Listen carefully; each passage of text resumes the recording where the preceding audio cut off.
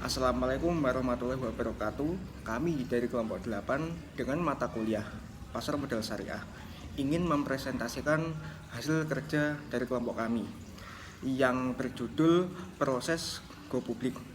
Nah, kali ini kelompok 8 diwakili oleh 4 anggota kelompok, yaitu yang pertama Izatul Ifadah, yang kedua Sifaul Umam, yang ketiga Nurdian Saputra, yang keempat Zeratun Koir.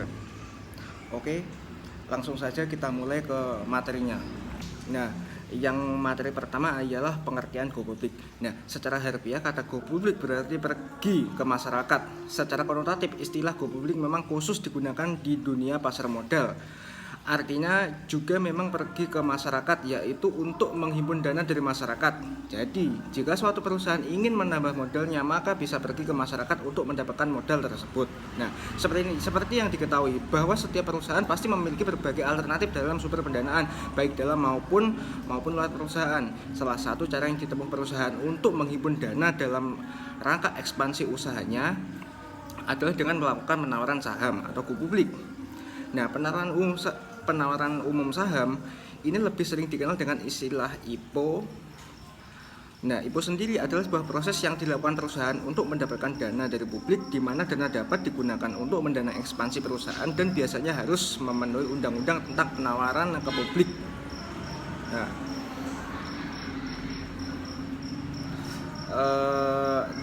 dan ada dua hal yang secara garis besar yang latar belakangnya perusahaan melakukan go publik. Nah, dua hal tersebut berkaitan dengan aspek finansial maupun non finansial. Yang satu aspek finansial, perusahaan melakukan go publik atau restruksi permodalan, yaitu meningkatkan permodalan dengan memperbaiki struktur keuangan perusahaan. Yang kedua aspek non finansial, nah yaitu perusahaan melakukan go publik untuk meningkatkan kepercayaan masyarakat, meningkatkan profesionalisme dalam rangka pemasaran perusahaan melalui ekspansi bisnis atau perluasan usaha investasi baru dan mengambil alih usaha lain. Materi yang kedua adalah proses go public. Proses penawaran umum saham atau go public dapat dikelompokkan menjadi 4 tahapan. Yang pertama, persiapan awal dan persiapan dokumen. Pada tahap awal, perusahaan perlu membentuk tim internal, menunjuk pihak-pihak eksternal yang akan membantu perusahaan melakukan persiapan go public. Pada tahap persiapan ini, yang paling utama yang harus dilakukan sebuah perusahaan yang akan go public adalah melakukan rapat umum pemegang saham atau RUPS. RUPS bagi perusahaan merupakan hak penting dan merupakan kaidah yang diatur dalam Undang-Undang Perseroan Terbatas. Go public harus disetujui oleh pemegang saham karena go public akan melibatkan modal baru disetujui dulu oleh pemegang saham. Yang kedua ada penyampaian permohonan perjanjian pendahuluan pencatatan saham ke Bursa Efek Indonesia. Perusahaan mengajukan permohonan untuk mencatatkan saham ke Bursa Efek Indonesia. Perusahaan juga perlu menyampaikan permohonan pendaftaran saham untuk dititipkan secara kolektif di kustodian. Yang ketiga, Central Efek Indonesia (KSEI). Penyampaian pernyataan pendaftaran ke OJK setelah mendapatkan perjanjian pendahuluan pencatatan saham. Perusahaan akan menyampaikan pernyataan pendaftaran disertai dokumen kepada OJK. Yang keempat, penawaran umum pencatatan dan perdagangan saham di Bursa Efek Indonesia. Masa penawaran umum saham kepada publik dapat dilakukan selama 1-5 hari kerja. Jika terjadi kelebihan permintaan atau oversubscribe, maka harus dilakukan penjatahan dan kelebihan dana investor harus dikembalikan. Poin selanjutnya yaitu mengenai syarat-syarat go public. Yang pertama yaitu mengenai pernyataan emisi saham. Persyaratan dari emisi saham yaitu antara lain yang pertama, perusahaan berbadan hukum yang bentuknya perseroan terbatas. Yang kedua yaitu perusahaan berkedudukan di Indonesia. Dan yang ketiga adalah mempunyai modal dasar. Yang keempat adalah dalam 2 tahun buku terakhir secara berturut-turut memperoleh laba dengan perbandingan laba bersih tahun terakhir dan modal sendiri sekurang-kurangnya yaitu 10%. Dan terakhir yaitu mengenai laporan keuangan telah diperiksa oleh akuntan publik untuk 2 tahun buku terakhir dengan pernyataan pendapat setuju untuk tahun terakhir.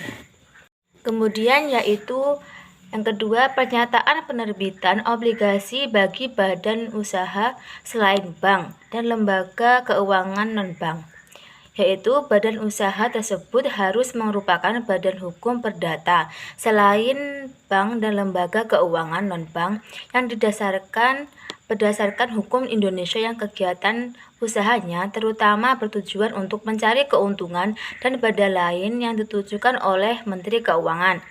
Kemudian bertempat kedudukan di Indonesia. Selanjutnya yaitu mempunyai modal dasar sesuai dengan perundang-undangan. Kemudian dalam 2 tahun, buku terakhir secara berturut-turut memperoleh laba dengan ketentuan berbanding antara laba bersih tahun terakhir dan modal sendiri sekurang-kurangnya 10% khusus bagi badan usaha yang bersifat mencari keuntungan. Kemudian laporan keuangan telah diperiksa oleh akuntan publik atau direktorat akuntan negara untuk 2 tahun buku terakhir secara berturut-turut dengan pernyataan pendapat setuju untuk tahun terakhir. Selanjutnya yaitu mengenai persyaratan penerbitan obligasi bagi bank dan lembaga keuangan non-bank. Yang pertama yaitu untuk bank harus melampirkan rekomendasi dari Bank Indonesia mengenai jumlah obligasi yang dapat diterbitkan. Sedangkan untuk lembaga keuangan non-bank melampirkan rekomendasi dari unit Departemen Keuangan yang membidanginya.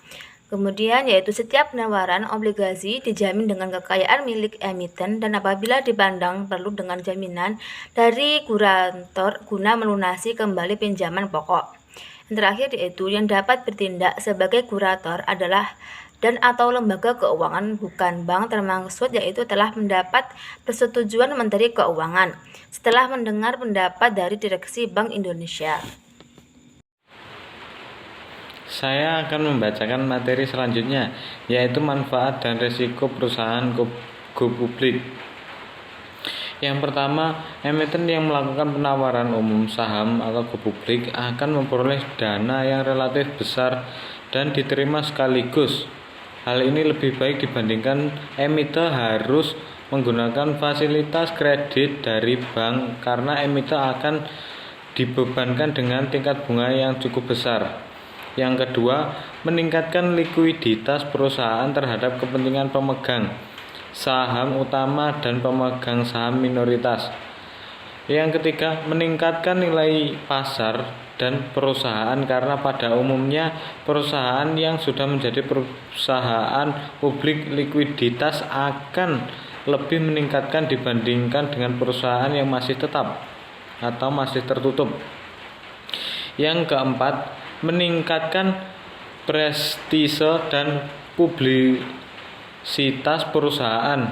Hal ini sangat jelas menguntungkan emiten karena tidak perlu lagi mengeluarkan biaya untuk jasa advising yang cukup mahal. Yang kelima, biaya penawaran umum saham relatif murah dengan proses yang cepat.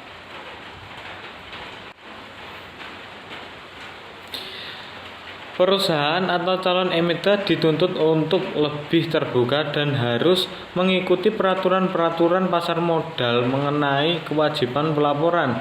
Yang kedua, segala sesuatu yang berhubungan dengan keuangan, baik pemasukan maupun pengeluaran harus tercatat secara terperinci dan dapat dipertanggungjawabkan.